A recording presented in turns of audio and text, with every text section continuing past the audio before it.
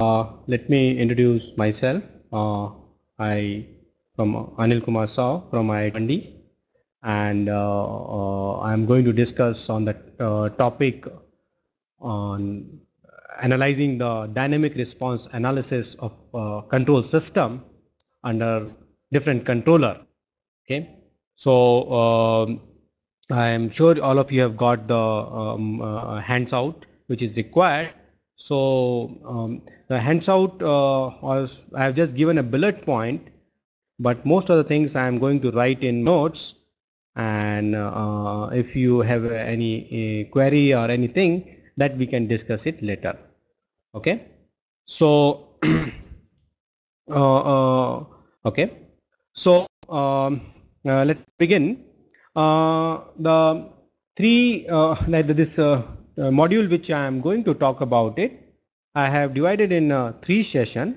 Session 0, session 1, the lecture which we are going to talk about it, I have divided in session 0, session 1 and session 2. Okay, this is what they are going to see. Okay, okay. Sorry, initially my writing may not be visible. It's an electronic board, so is that fine? Okay, so in session 0, I will be as I mentioned that a prerequisite is required for this module to understand is some basic components of a control system, Laplace transform, and transfer function based approach. Okay, and some of the concept which I am going to use it, those concept you might have studied in a different course also. So I will be focusing entirely on the components or the mathematical concept which is required for this course. Okay, so let's begin. As I mentioned that the objective in a control system is to control the response of system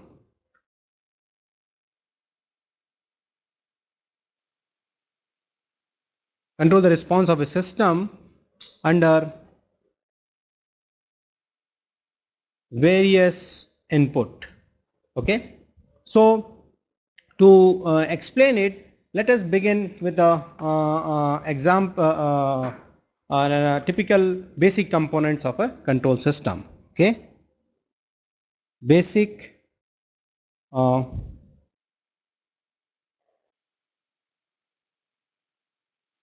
can I clear it this page? I have gone to the next page. Let me explain the basic component of a control. Okay, so here I have a plant. Okay, and my objective is to control the response of a plant to a desired value. Okay, now in this, when I wanted to make a control system, there is another component involved. It is called actuator, that you might have used it, and then there is a unit called controller. Okay, now there is a feedback path. Okay, that feedback element, and this feedback element capture the actual output and then feed it back to the initial controller, and then that controller, based on what is my input signal and what is the actual output, it will take an appropriate decision, and this appropriate decision in the sense in terms of some signal, and that will be fed to an actuator, and it will be given to a plant to get the desired output. Okay, so let me repeat the point again, that here our objective is to make sure that plant is working appropriately for a given input RT, and in order to make sure that this plant is behaving accordingly what input is required, I have added some element. One is called this controller. The controller which will get it, what is the input and what is the actual output it is coming via feedback path, and then it is provided what is the decision you have to take it. And that decision, here we use actuator. This I will make sure I will clear it from an example, and it is given to a plant. Okay, so this I am writing it YT. Okay, now let me explain this each block using an application of controlling a temperature in a room. Okay, so all of you have might received my handouts, but here I want to slightly deviate from the diagram I have given, but it is conveying the same message. Okay, so let me repeat what I have talked about it, that objective of this module is to understand the change in the dynamic behavior of system under the influence of different controller. Okay, this is what we are going to look at it, and then I talk about it what are the basic components in a control system. This diagram again, is it fine? Yeah, fine. So I will try to avoid writing a lot of text, because in writing is not there. I will try to write the part. Okay, so here as I mentioned, in any control system there is going to be a plant, okay, and the plant, and there is going to be a actuator. I am not writing it completely, you can look at it in notes, okay, and there is going to be a controller, okay, and there is going to be a input signal. This is RT. I'm just writing it again, okay.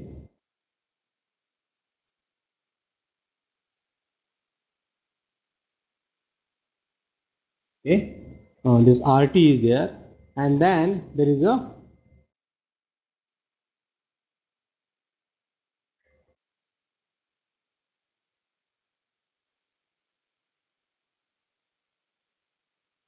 feedback path. Okay, so any control system will have this 4 components. Okay, one is plant, this is called actuator, this is called controller, and there is a feedback element. So what is the objective? That this plant should behave appropriately according to the input given to this plant. Okay, now like this plant should behave according to the input given to this. It should not behave unusually. Okay, so this is also called a closed loop system. Tomorrow if we don't have this closed loop system, in that scenario what we will have it, we will have this plant, and this is going to be some input, and this is my YT output. Now when this is called closed loop system, and this is called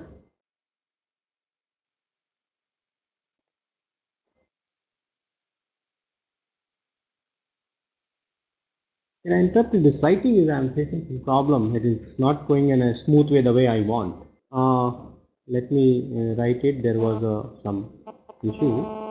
So as I mentioned, this is my plant which I want to control, and this is my actuator, and this is my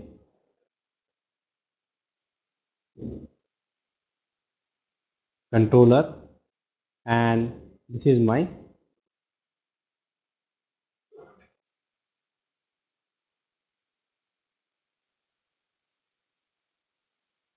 feedback element, and this is my response.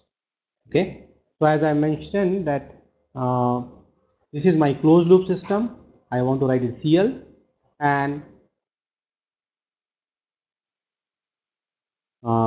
this is my open loop system. Like I have a plant, okay, in that input is RT and output is YT. So let us understand what is the difference between open loop system and closed loop system. In open loop system, there is a plant and there is some input, and I want the plant to behave according to my input, and that is what I have some desired value. Okay, that's what I am calling it. And what is the response?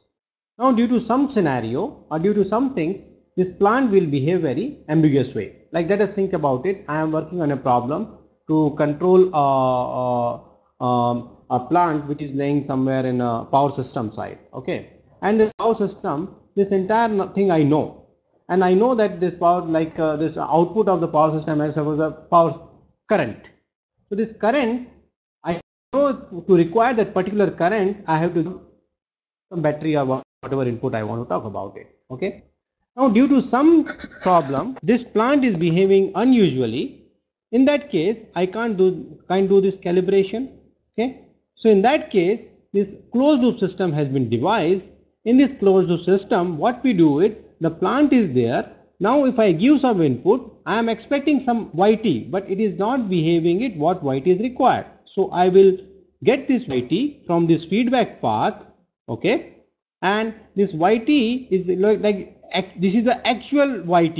It will come, and this controller, the person or the controller object, the block, it will take whatever the input and whatever is the actual output, and it will take an appropriate call. It will give to this actuator. This is nothing else. It is just an amplifier, a timing. You can look at it, and those signal will be given to plant so that it will behave appropriately. So let me explain this block diagram with another example, that my objective is to control the temperature of a room. Okay, so let us say this is a room. Okay, and my objective is to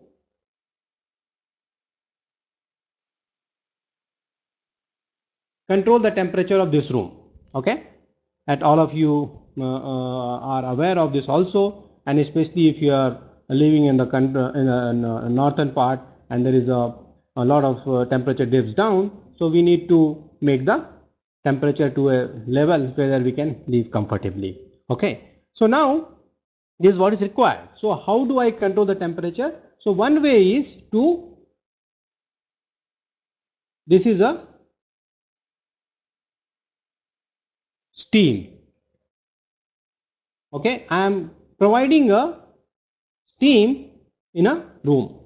Okay, this is what is there. So I am providing a steam in this room, and you know there is some material that is there. So when I provide the steam, it goes, and because of the steam it radiates, it try to maintain the actual temperature. And this is the container, or you can talk about it as my room also. Okay, where I am looking at. So my objective is to control the temperature of this room to a specific temperature.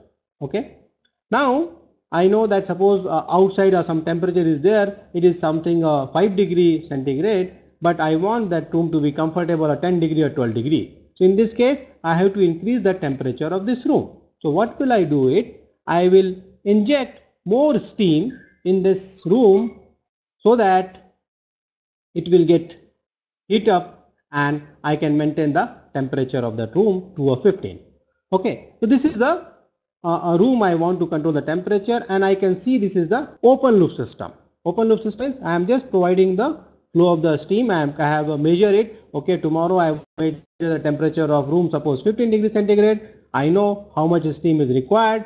I can provide that steam and you can work it out. Now what happened? There is one scenario that every time one operator has to come and see, okay, now the temperature has to keep some 20. So he will come, he will check the flow of the steam, and he will make sure the controlling the steam of flow of the steam by some, this is a valve is there, and then you control it and then make the control the absolutely fine. Now what happened, the scenario, if so happened this room has some and somebody has opened the window, that is one scenario. The second scenario is that this room which we have built it is because of some wall and that is not behaving it appropriately. We call this aging effect. Aging effect means like after some time we know that the chamber is not behaving appropriately and there is a loss in the heat. In that scenario, suppose I am providing a steam flow, but I am providing a steam flow to make sure the temperature is some 10 degree, but it is not actually 10 degree, it is going some 7 degree, 8 degree or something unusually. And this is coming because of this aging effects in the plant. So this is my plant, okay? The plant in which I am giving an input as a steam flow and my output I can think about it, the temperature of the room.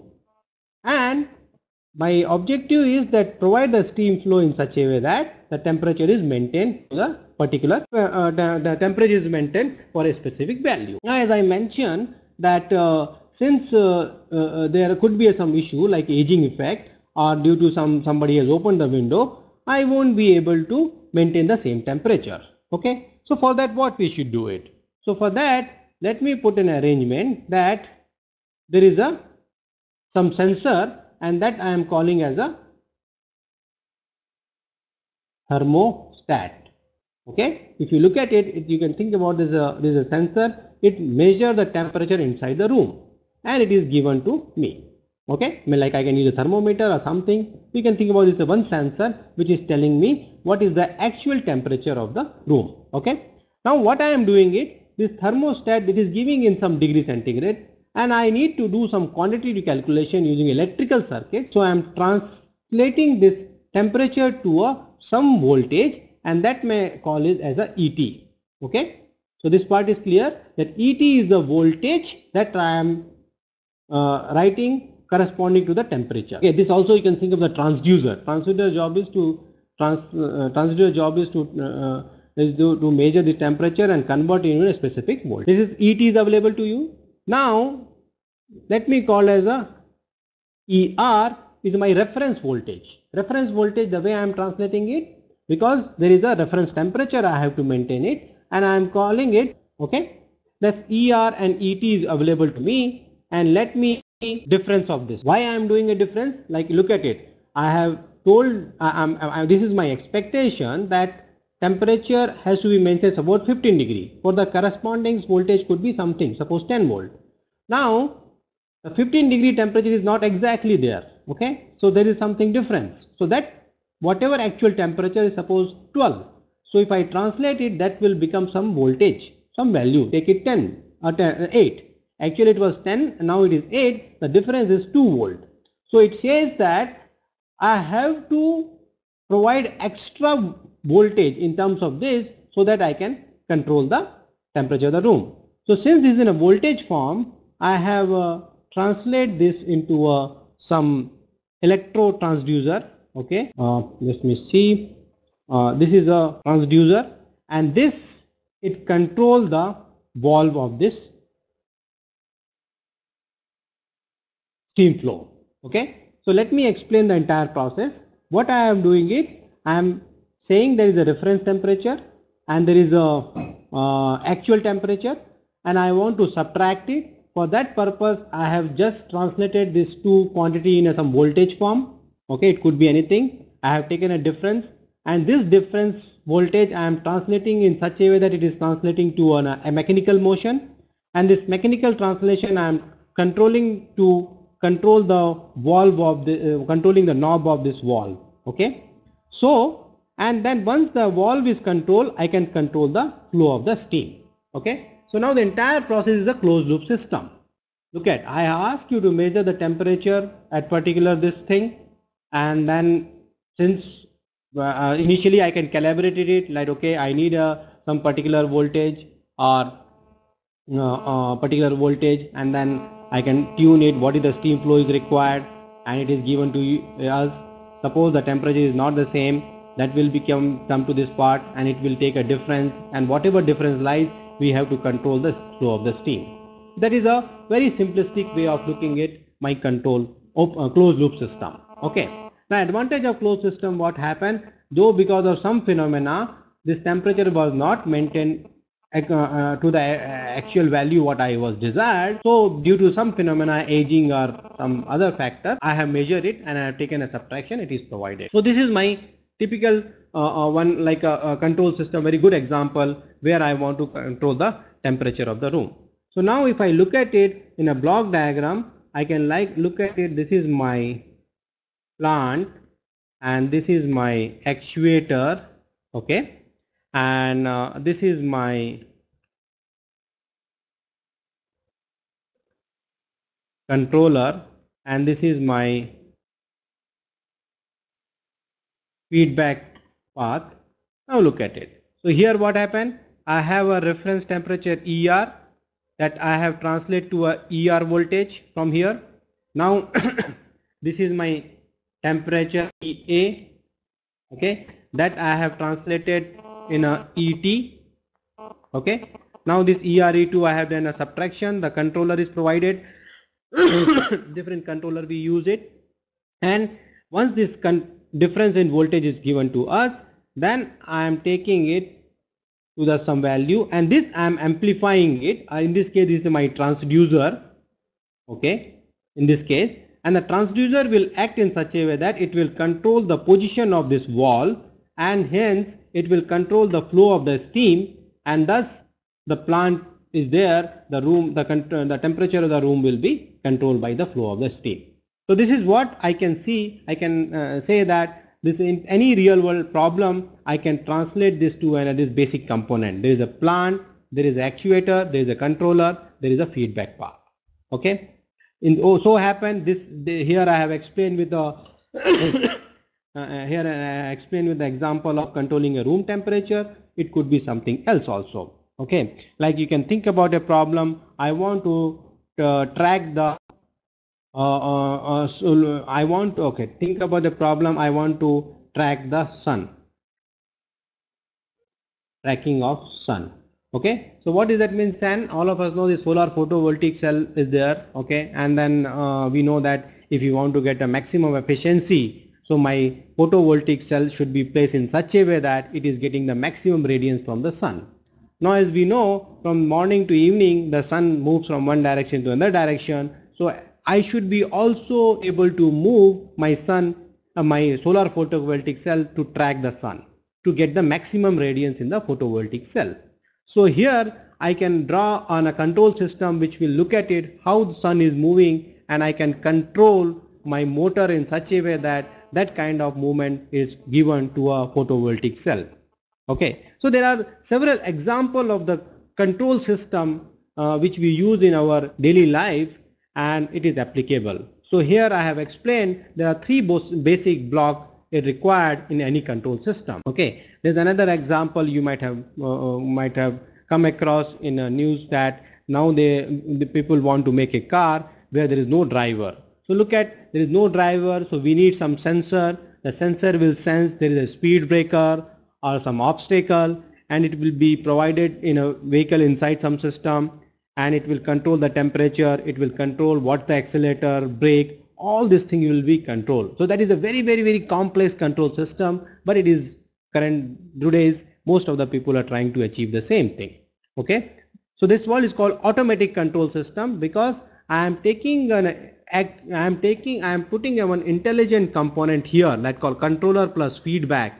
That's in this two component make a call as an intelligent component in this control system, and which measure the some specific what is the actual output and give to the controller and take an appropriate action, okay. So this is a basic block diagram of a control system, okay. So just again since I have mentioned the purpose of this class is to understand the response dynamic response analysis of a control system. So it is we want to come up with a mathematical formulation of this control system so that we can do analysis and we can build a good control system. So as I mentioned, this is my plant, okay, and this is my actuator, okay, and this is my controller, okay, and this is my feedback element. This is my input, this is my output. Okay, so I just want to refine it what difference we have made here. That earlier I was writing a controller, now I am just writing this is a input signal, this is the actual output signal. I have sensed it through the feedback element, and this is plus and minus. This is called RT minus ET,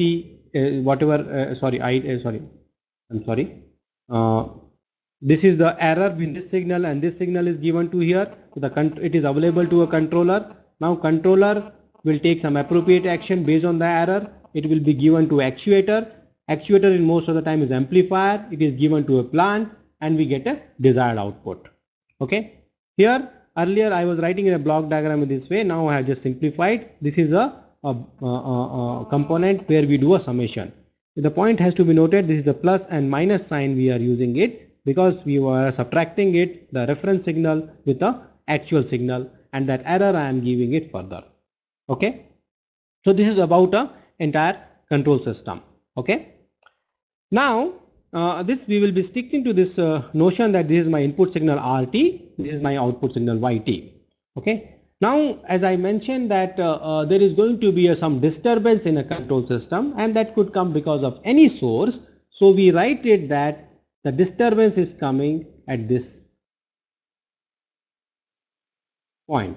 Okay. Look at, we are drawing the block diagram representation of any physical control system. Okay. Not necessary this control system, actually what you are looking at here, it is going to be exactly physically as it is. Just we are writing a simplified way of writing it so that we can do the analysis. Okay. So the disturbance when I am writing it here, that is coming here, it could be the inside plant, but in a mathematical form we want to represent, that's why we have written disturbance here. Now all this block is clear. This is plant, actuator, controller, feedback element. This is my input signal, output signal, and disturbance is coming here. So the objective of a control system is to change my input signal in such a way that it should achieve the desired output even in the presence of disturbance. Okay. If you take an example of the controlling a room temperature, it means I have to maintain the temperature, suppose 10 or 15 degrees centigrade. To achieve that, I have to control the flow of steam in such a way that this temperature is maintained to 15 even in the presence of some disturbance. And this system, which we call is automatic control system or closed loop system, it has the advantage because we are sensing the actual what is happening. This would not have possible in a open loop system. Okay. So this block diagram is going to be very, very crucial in the coming 2-3 sessions. Okay. Now our next part is, since our objective is to do a mathematical analysis of any control system, so now we will talk about it, some fundamental mathematics, mathematical concept which will help us to characterize each of this block. Okay. This plant, actuator, controller, feedback. Okay. So here one more part. The plant, if you look at it, there is some input, there is some output. So this I can call as some system, okay, in which there is an input and there is an output. Okay. So that's what we are interested in, some one mathematical concept we call as a transfer function based approach, and that we will be doing it. Okay. Now in order to explain, let me give you some standard input signal. Okay. Let me explain the reason behind the standard input signal. As I mentioned that we have looked at the control system, that basic block diagram, there is a plant and there is a actuator, there is a controller. Now what happened in real world, my requirement might change because in a room temperature I want to talk about it. I want to control the temperature now is 10 degree. After 10 minutes something has happened. I want temperature to be 7 degree or something. So my requirement is varying according to the time. And similarly I can work it on the solar tracking system. Here the way my solar panel is sun is moving, I have to give an appropriate voltage to control the movement of my photovoltaic cell.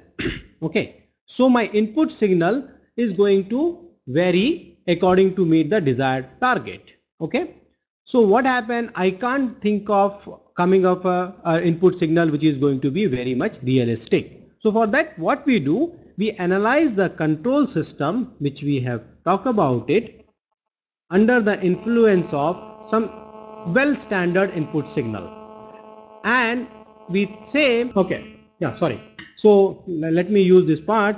So as I mentioned this, my objective is to control the response of the system.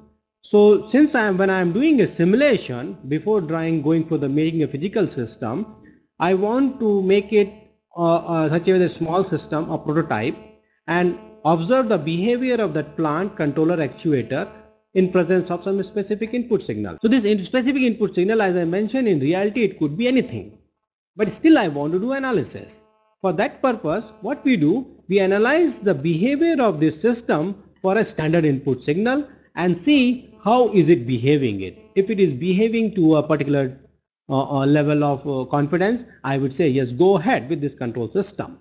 Okay, if it is not behaving it, then I will work it about the controller or something what I can do it. This is what we are going to look at it, what happen if I use different controller. Okay, so for that let me explain the standard input signal. So one is a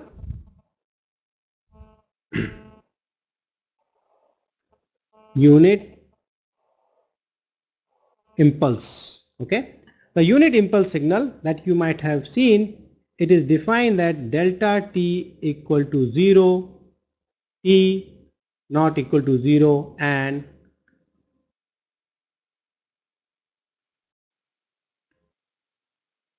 sorry, this is going to be 1. Okay, okay, and then when we look at it, we plot it, it is going to reflect like this. These are t and delta t. So if you look at it, this area is 1 under the curve. So if I want to see the delta t at t not equal to 0, this value is 0, and at t equal to 0 the value goes very high, and this value is very high, that we represent by an arrow. This is called unit impulse signal, and it's very popular in the area of signal and system that people use it. I'm not going behind what is the definition has come, we are just looking at the standard definition provided to us.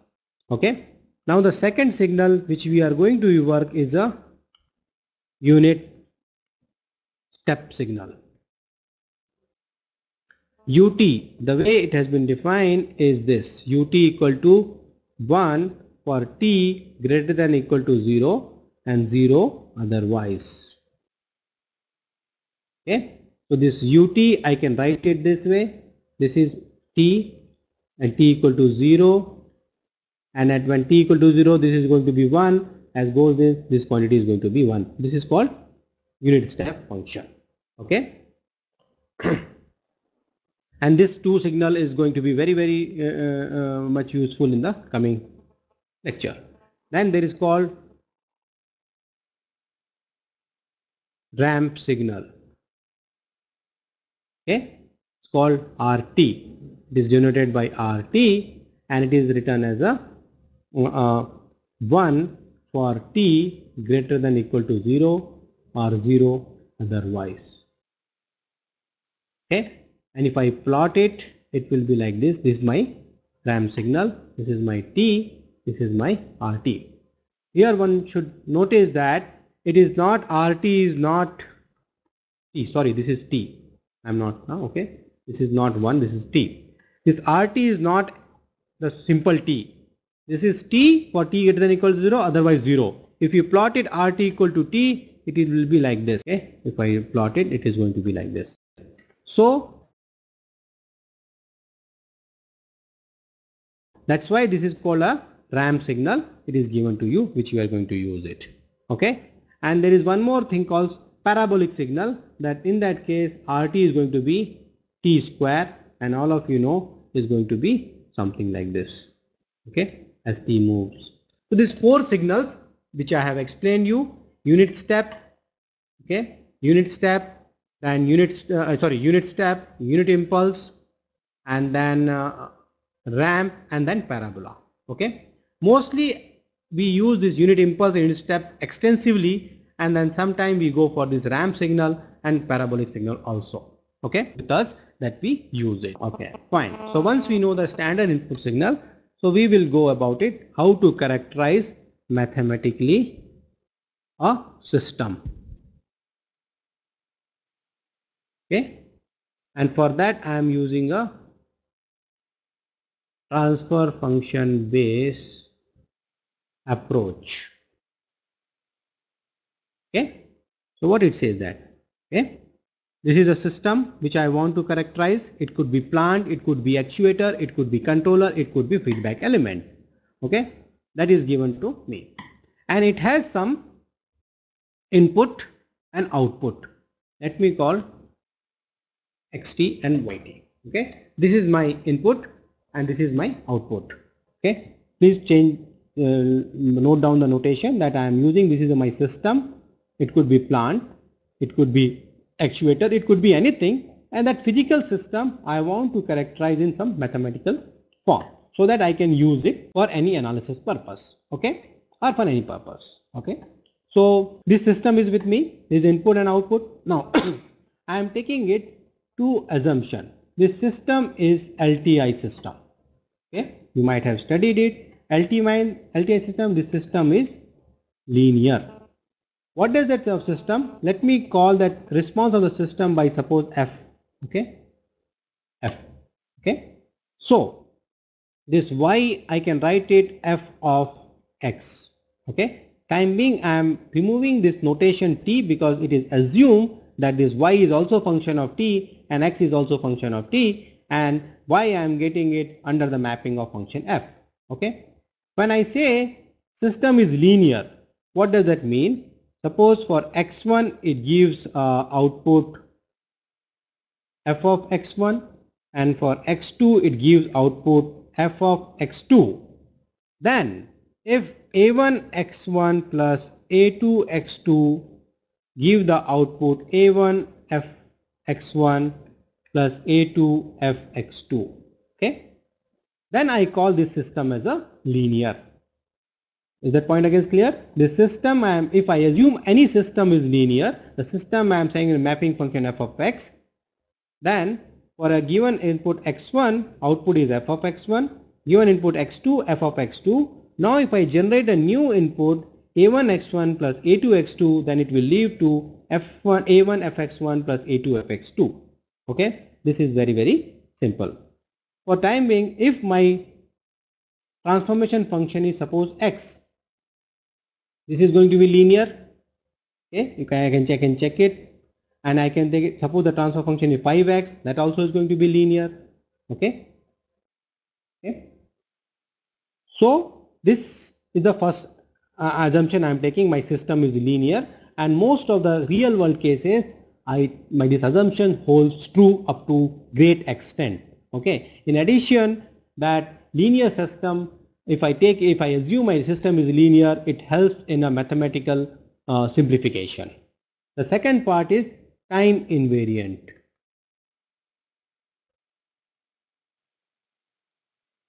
Okay, time invariant means the same system which I am talking about it. This is f, this is x, this is y. So if I am giving you input now xt, it gives f of xt. Now if I give a shifted signal xt minus t0, the output should be xt minus t0.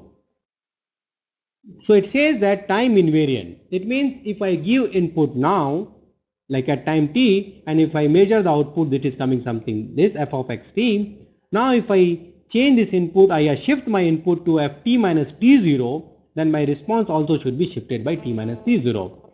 And if I want to understand the real world scenario, if I have a system, if I give input now, and after 3 days again if I come and if I again give the same input, then the response should be same. There should not be any difference, and it's a very, very logical, because if my system will not behave in this fashion, it is going to be very difficult for me to characterize it mathematically. So that's why these two assumptions are quite reasonable assumptions, and it is very much applicable in the reality. this linear and time invariant system. That's why when these two conditions are satisfied, I say my system is satisfying, is called LTI system. System is linear time invariant system. Okay, fine. Now one relation I want to use it under the assumption that my system is linear time invariant. Then if I give delta t, which I have mentioned just now as unit impulse signal, and the response, if I call it h of t, I mean this system, if I give delta t, the response come h of t, then I can write it, the response of a system for an arbitrary signal xt is going to follow this relation. This is called convolution relation. Okay, is that what is clear? If I know the unit impulse response of the system, okay, then for any arbitrary signal I can compute the response using this mathematical relation. And let me call this convolution relation is very well known. It is written as x tau h t minus tau d tau. This it can be verified, and this vary from minus infinite to 1/5. This is called convolution relation xt minus x tau, which I have written it. So the exact meaning can be look at it in several textbooks, but here I am using it. The response of a linear time invariant system can be written as a convolution of impulse response with the input signal. Okay, so this is the great advantage of assuming that linear time invariant system. I can find out the response system in principle for any arbitrary signal. Okay, this part is clear, that I am writing a response of a system as a yt equal to ht xt. Okay, look at the both things are same. If I write it xt versus ht, it is going to give me same result. You can look at it. Okay, now if I take a Laplace transform of this, good, okay, so Laplace transform of, let me call y of s, okay, Laplace transform of h of t is called h of s, Laplace transform of xt, x of s. This I think all of you must be aware of. As I mentioned, this is one of the prerequisites that you should be knowing a Laplace transform. You can look at it. So what I am saying that Laplace transform of yt is denoted by y of s, Laplace transform ht is denoted by h of s, Laplace transform xt is denoted by x of s. Now if I take a Laplace transform, and it is well known from the mathematics, you can look at it, any signal system course, it says y of s is going to be h of s, x of s. Convolution in this domain leads to a multiplication. So I am not going in inside detail. There's a proof and all this thing can be found in any other book, but I just want to look at it, this relation, that the relation that a response which I have written in a convolution of impulse response and input, I am writing as a in the Laplace domain, that it is leading to a multiplication of these two Laplace transform. So this ys is equal to h of s into x of s. Now I can write it, h of s is y of s divided by x of s. This is called a transfer function of a system. Okay, so this is a mathematical representation of any system. If I know h of s, I can find out the response of the system for an arbitrary signal, and h of s is one way is a Laplace transform of impulse response. Either I can write it is a ratio of a Laplace transform of output divided by a ratio of h of s is transfer function is the ratio of Laplace transform of output signal and input signal. Okay, so this is we call transfer function. Okay, and this h of s is given to us. Okay, now let us come back to again one example that which we are working a control system. There is a plant, there is an actuator, okay, and there is a controller Okay, this is a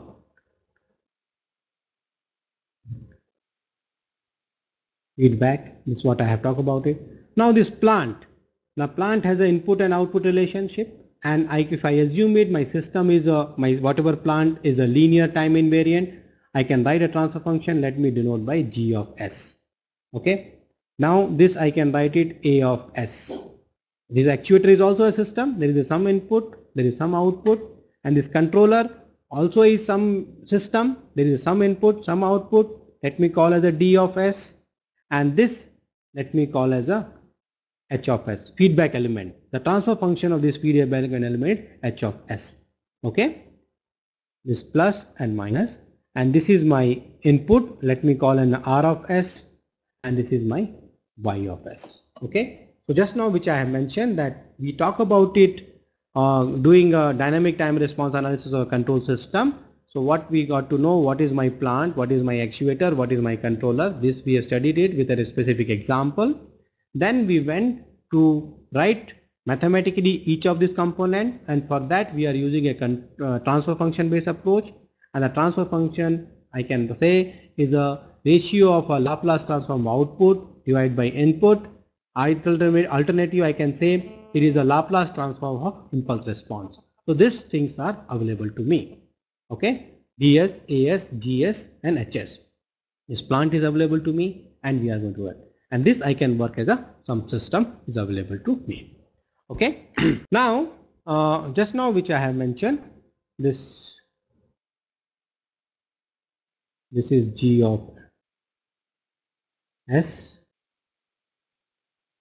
this is A of S, this is D of S, this is H of S, this is Y of S, and this is R of S. Okay.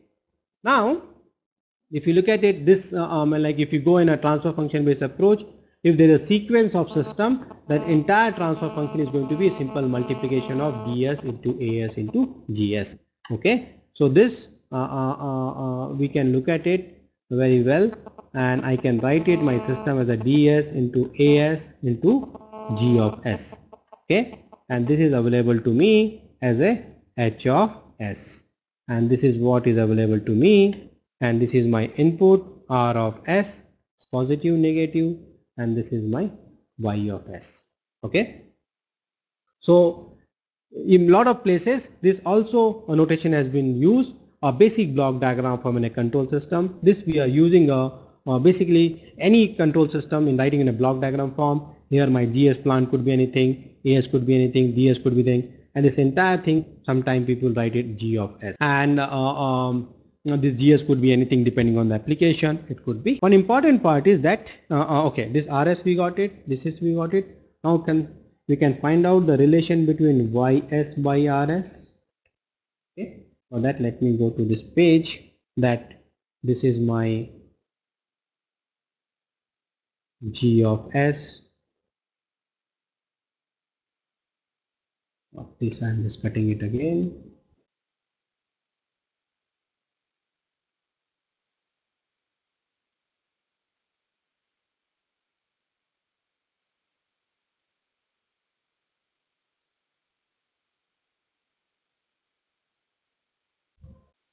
Okay, so I have just simplified on the previous page. This I am writing the entire thing DS, AS in GS is one GS. Don't get confused that GS is only plant. You can write it the G prime or something. Okay, so this notation I just follow it. This GS in some system I don't need an actuator also, quite possible depending on the scenario, and this consists of entire thing, plant, actuator and controller. My plant itself could be some several subsystem also could be there. Okay, and this is my feedback path, feedback element. Okay, so if I write a relation ys by rs, this I can write it g of s divided by 1 minus g of s hs. This all of you can get it. I can write it this very simple relation. This is positive, negative, it comes, and this is called negative feedback system.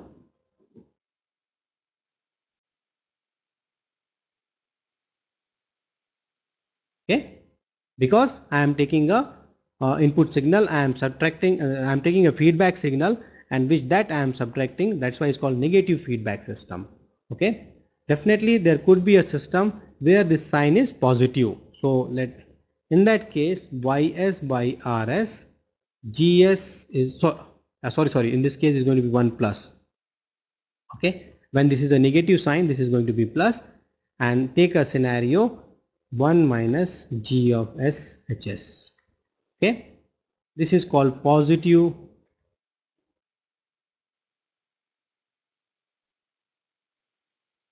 feedback system. Okay, the difference between this closed loop system and a negative feedback system and positive system is that when I am taking this summation block, if I am subtracting the input signal with the feedback signal, then I call negative feedback system. In that case, the response is going to be this gs divided by 1 plus gs into hs. Okay, and if I am not subtracting and I am doing a plus positive, or I am doing a summation of input signal and this, then response is going to be gs by hs. Okay, so most of the real world system we use a negative feedback system. We want to know the error.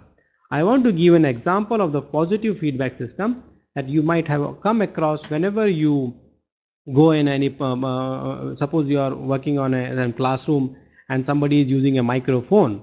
So what you have observed, sometime when a speaker, he goes with a microphone close to the speaker side, then there is a unusual sound comes, correct? Very annoying sound, beep kind of thing. That sound, it is because of the positive feedback system. Because in that my plant is that you are using it, there's your speaker, that whatever your sound box is there, that is getting an input from directly you. So it become a resonance, the positive feedback.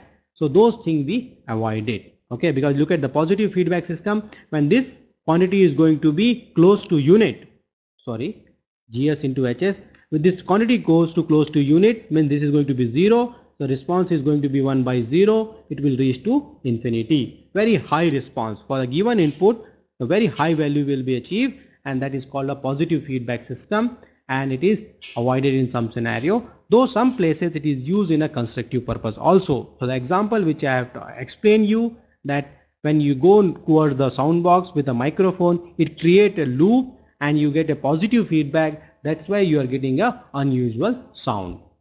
Okay, so this two part is clear.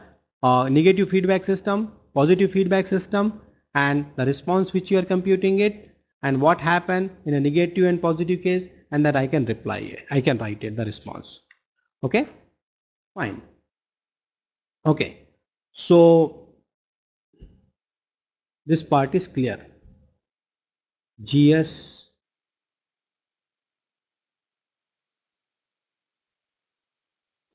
HS, YS and RS. This is positive negative because most of the cases I am going to use a negative control system or negative closed loop system which I am going to use it. So look at, now we have any real world problem that we have represented in a mathematical form, a basic block diagram form, and it is denoted by G of S and H of S, the feedback path, and is input output.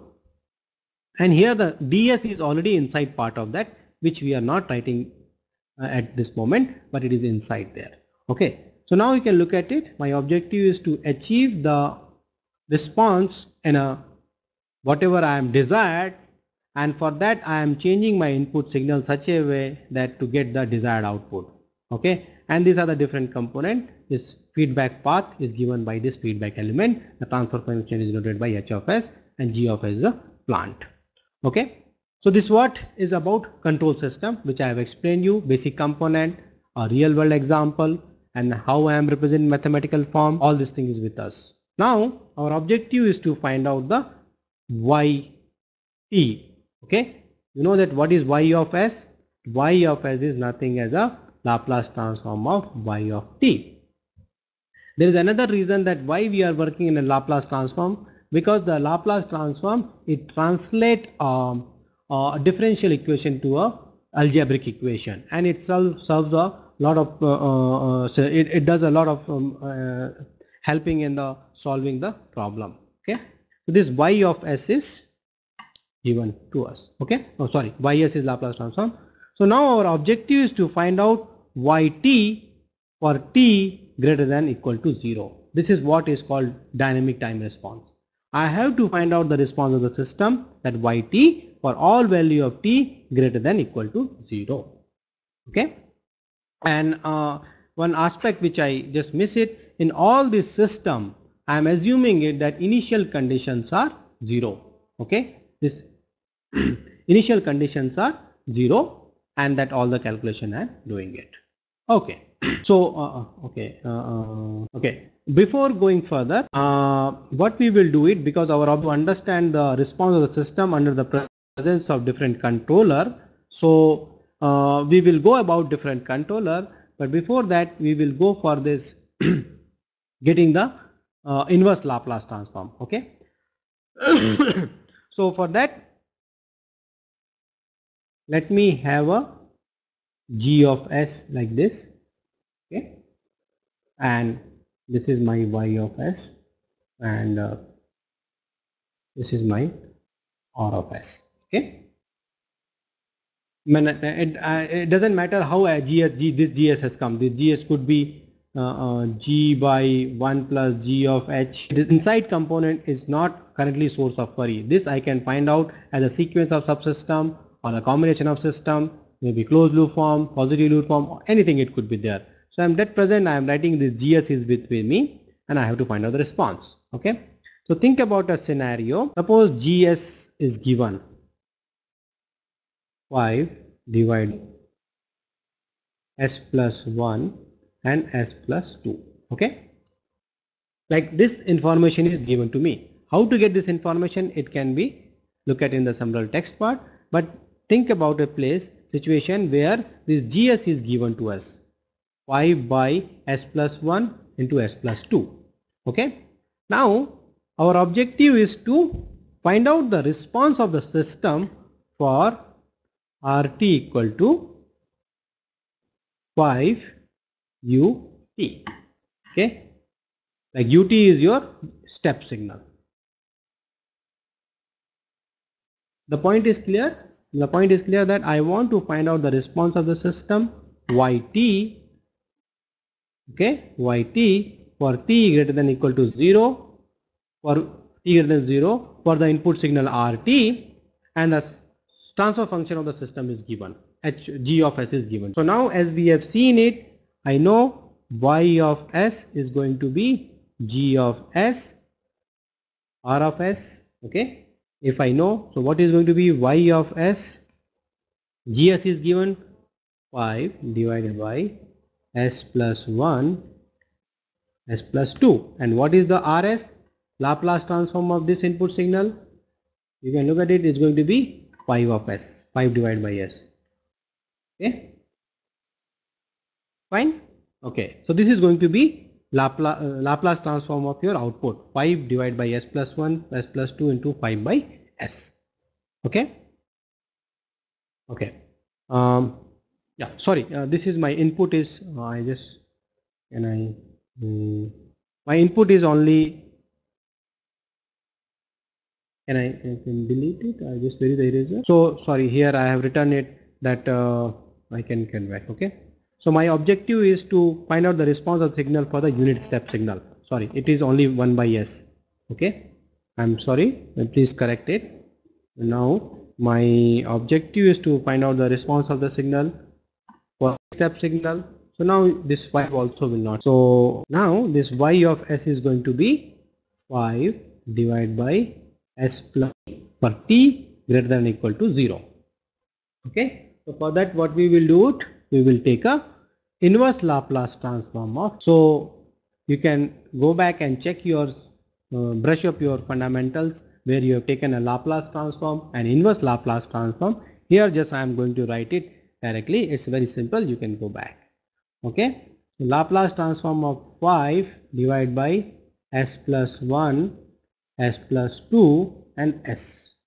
Okay. This is what is required. I can write it this as a 5 divided by 5 by s minus this, all of you can verify that this 5 by s plus 1 s plus 2 s is equivalent to this, and we can verify this with the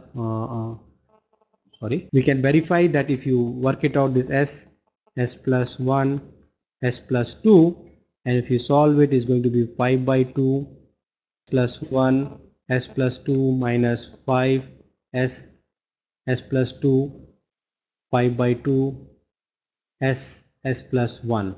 Okay, and if you solve it, it will give the same thing, that it is 5 divided by s plus 1 s plus 2 and s. So that's what I want to say, these two functions are same. It is just we have written a different form. Okay, so now we look at it. Inverse Laplace transform of it is 5 by 2s. This is going to be 5 by 2s minus 5 by s plus 1 plus 5 by s plus 2. Okay, now Laplace transform of this term is going to be Laplace transform of this term, Laplace transform of this term, Laplace transform of this term. Okay, this is left hand side is y of t. So y of t is going to be 5 by t. If you look at it, is going to be ut. Okay, this is 5 e to the power minus t ut plus 5 by 2 e to the power minus 2t ut. Okay, this we can verify it from anywhere. This is going to be an inverse Laplace transform of individual term.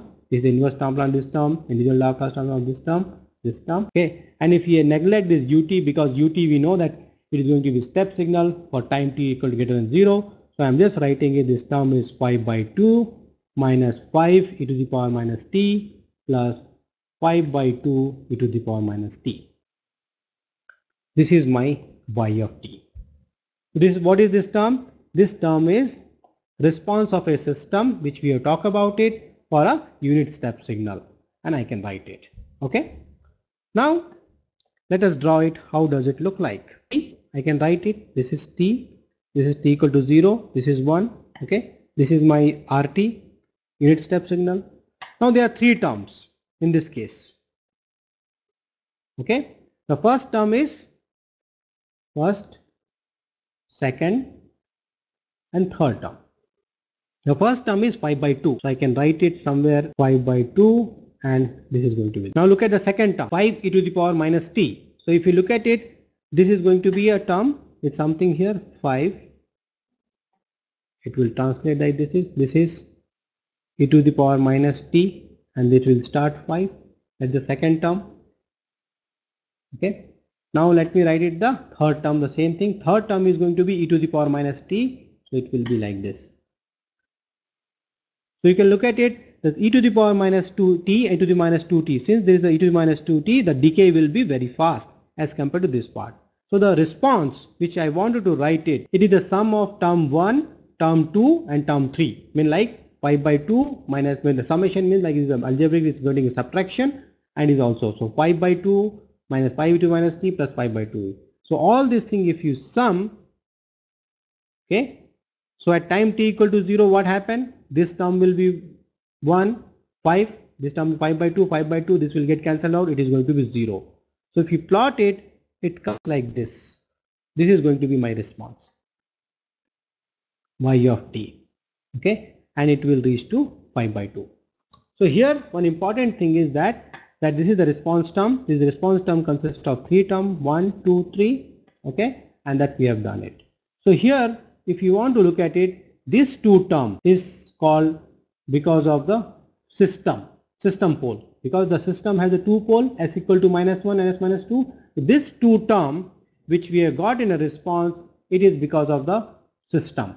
And if you look at it, at t tends to infinity, this term will be 0. At t tends to infinity, this term will go to 0. Okay, and this is because of the input signal. Okay, whatever is left over. So these two components required. This is called so response due to the system part, response due to the excitation. Excitation also is known as the input signal. Okay, so this part is clear. Now we got yt equal to 5 minus t plus 5 e to the power minus 2t. Okay, I think it is 5 by 2 also is there. 5 by 2, yeah. Okay, now when we plot it, you look at this behavior is going. I have done it. Okay, Now what is the steady state value yt? I mean yt, what happened when t tends to infinity? That we call the steady state value. Steady state value means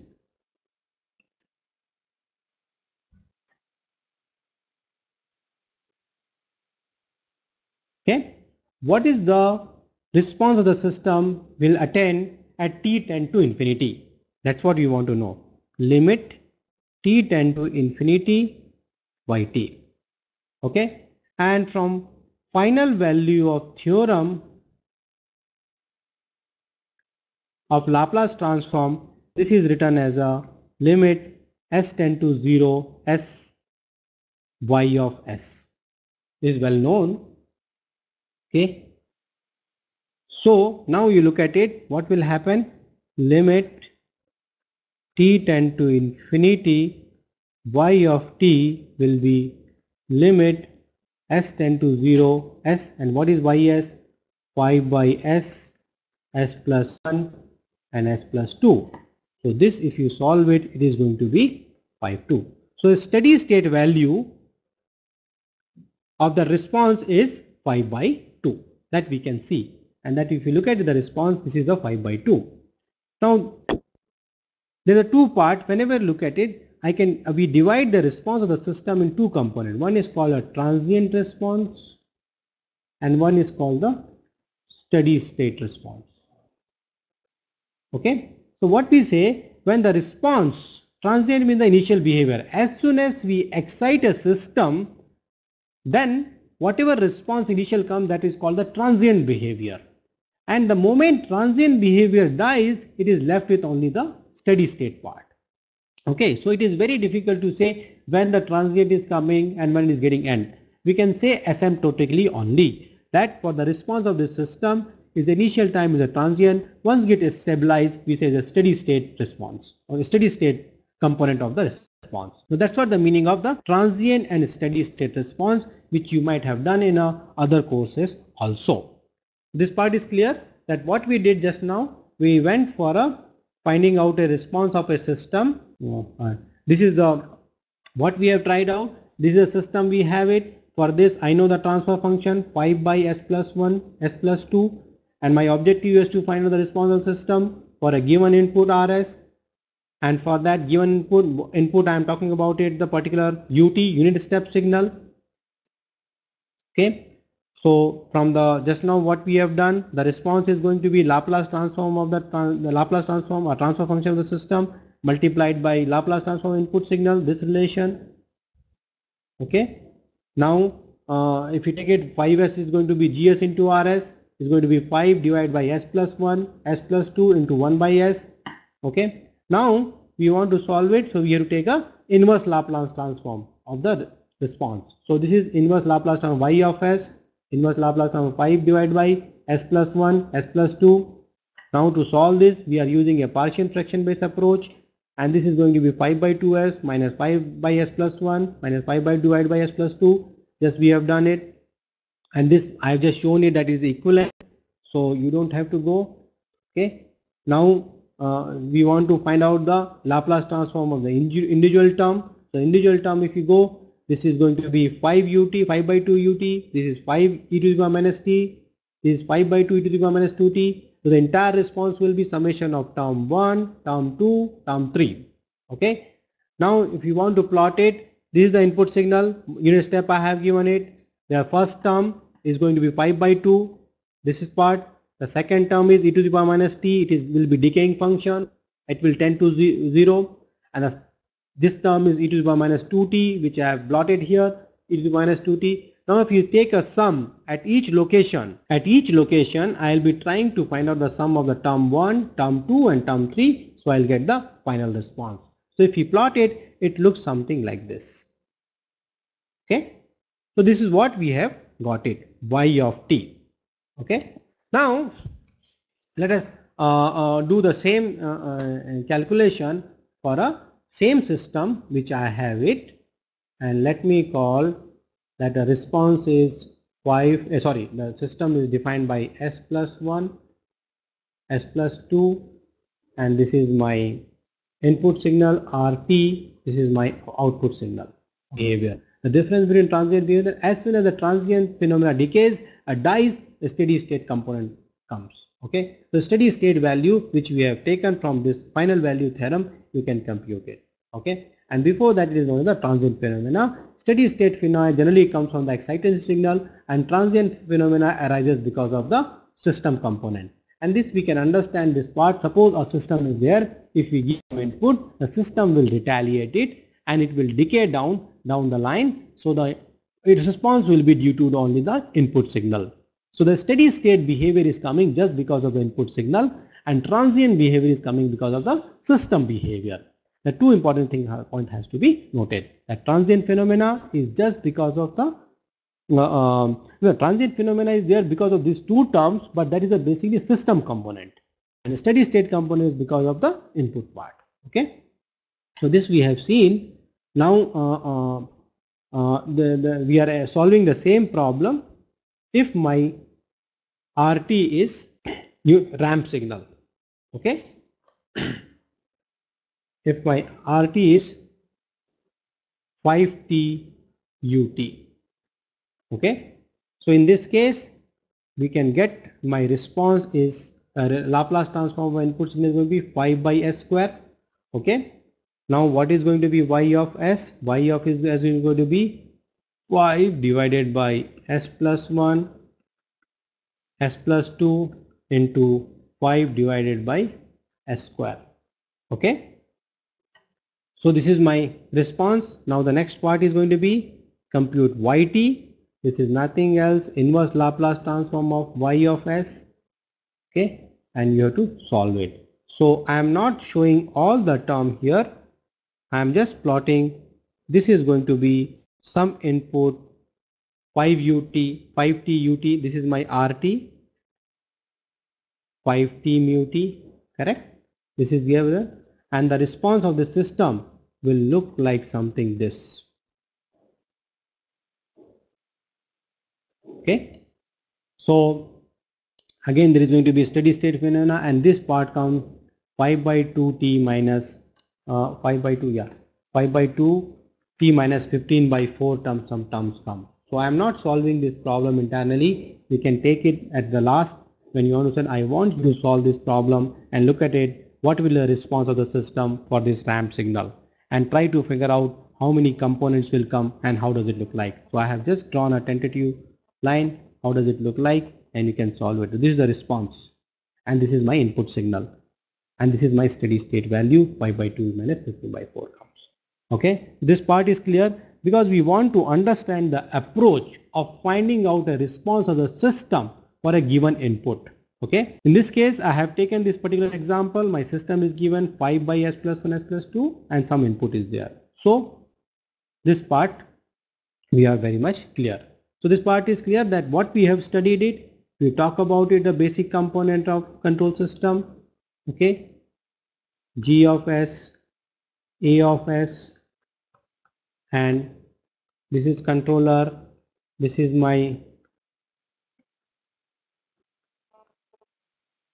y of s. Okay, how do we write it? GS, we got the relation. Now we went for some simplified case. What happened for a specific h of g of s? We have find out the yt is a inverse Laplace transform of y of s. This is the way we solve it. Okay, this part is clear. That first part is clear, that I wanted to show a mathematical way of computing the response of a system if I know the transfer function of each system. And this is a closed loop system, and that's what we have seen it. Because the objective of this session which we are studying is to find out the change in the behavior of this response under different controller. Okay, so this part is clear to all of you. Okay, now next, as I mentioned that the focus of the lecture is going to be look at the dynamic response of the system. Okay, so the system which I have talked about it is defined by a transfer function, and this I can write it n of s delta s, correct? Any transfer function, just let me say ns delta s. Okay, this is given there. Now this is some polynomial of s. Denominator is called this is also some polynomial s. I can write it this in this form: a0 s to the power of m, a1 s to the power m minus 1, a2 s to the power of m minus 2, and am minus 1. Okay, then I can write it a0 s to the power of n, a1 s to the power of n minus 1, a2 s to the power of n minus 2, an minus 1. Okay, so here the transfer function I am writing as a ratio of two polynomials of s, ns and ds. This is called numerator component, this is called denominator component, and this I can write it in some this form: a0 s to the power m and some general polynomial. Okay, so here the highest order of s of the denominator is called order of the system. It is called a order of system. Okay, so suppose if I have a system 5s plus 2 divided by s cube plus s square plus 2, then order of system is 3, because the maximum order is here 3. Now if I have a system 5s plus 2 divided by s plus 1, so what is the order of system? Is 1. If I take another example, 5 divided by s square plus 2, so what is the order of the system? 2. So this is the way we say what is the order of system. Okay, this will get much more clarity as we go. Since we are talking about the transfer function, so what is the maximum degree of the polynomial that we talk about it? It is called the order of the system. Okay, now as I mentioned that we are trying to look at the behavior of any control system under the influence of different controller. So initially we will analyze the control system which has a maximum order, either first order, second order system. Only these two cases we are going to consider. The reason being is that this assumption that any system is the order of first order or second order system, it holds true in most of the application. Even if a system is in a higher order system, then one way to is find out really work on the higher order system and do entire analysis. And it has been found in the lot of work that if you approximate that higher order system by first order system and second order system, your analysis doesn't vary much under some constraint. So initially we will see the analysis of the system which I talk about, the response of the system for only first order system and second order system. Higher order system will not consider in this case, but under some assumption we can approximate a higher order system to a first order system or second order system. Okay, so here this two part is clear that in the next few classes we will be analyzing it, the response of the system for the first order system and second order system. Okay, so let me consider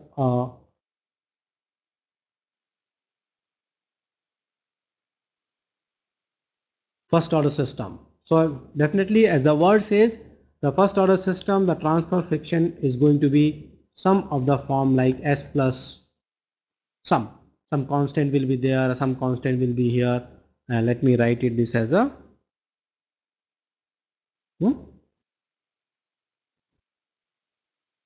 okay, just a minute. Okay, let me write it the note and it will be clear to us. It's not getting clear. Yeah. Okay. So as I mentioned that I am using my transfer function in the first order. So I am writing it km tau m s plus 1. Okay. This maximum order is 1. Okay. To explain this, let me take an example of a shaft. Okay, which I want to work it out. Okay, and there is a shaft. Okay, so this is my load, and the load, it has a moment of inertia of this load is a j. Okay, and I want to control the velocity of this load, as all of you know, as all of us know that my objective is that this load is given by this thing and there is a rotational movement. And this rotational movement I am providing by some motor or some form. Okay, and then motor gives the torque. Okay, the torque is here. Once the torque is provided, so this is a shaft. When torque is provided, this load will be rotating it, and this load has an inertia J, and my attribute of interest is the angular velocity that I am denoting by omega. Okay, so this is the scenario. I have it. I have a system which there is a, I have a system for which there is a input is torque and output is angular velocity omega t. This is my subsystem. Let me call as a G of S, correct? And this is my system. Okay. So now as know there could be some friction also, and that friction I am denoted by viscous friction B. Okay. So this part is clear. I have a system for which there is an input is a torque, output is the angular velocity. Okay. And the torque is generated by something else that I am not interested. I am just considering this component. There is a torque given to a shaft, it will rotate the load, and it has the attribute of interest for me is omega, the angular velocity. Okay, and this B is a viscous friction which is there present in the this part. Okay, so from the fundamental force balance equation, I can write it. T is going to be J d of dt omega t plus B of omega t. Okay, if that part is going to be clear. This I am writing a torque is nothing else J d of dt omega dt plus B of omega t, that I can understand when I am applying a torque in this direction. So this will be a repulsion force, that is mass into a, the J moment of inertia into this an acceleration, and this B of omega t, this B is a viscous friction that will work in the reverse direction. So this relation will hold true. That we can check it from anywhere. Okay.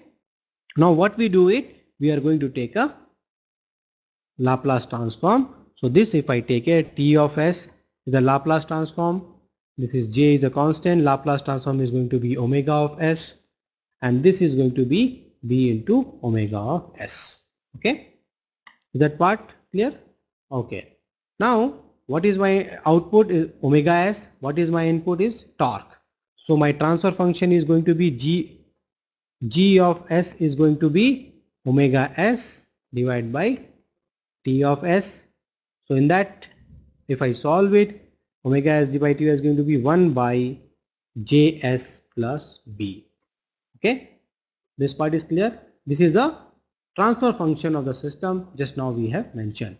What is my system? My system is about this. There is a load which I want to rotate it, and it is done by a torque which is provided by motor or some other system. Torque is available to me, and my attribute of interest is this angular velocity. There is a friction B. Okay, then what we have done it, we have just written a force balance equation, and this is the equation, and just we have taken the transfer function, Laplace transform of both sides, and this is the relation we got it. So this is my transfer function of a system which has input is torque, output is angular velocity. Okay, so what is the order of the system? Is a first order system. As we can see, this is S is the power of S is 1 only. So this is my perfect example of first order system, Js plus B. Okay, now what happened, this first order system, if you look at it, it is written in a standard form. It is called Km tau m S plus 1. Okay, where K is called the gain of the system, and this tau m is called as the time constant of the system.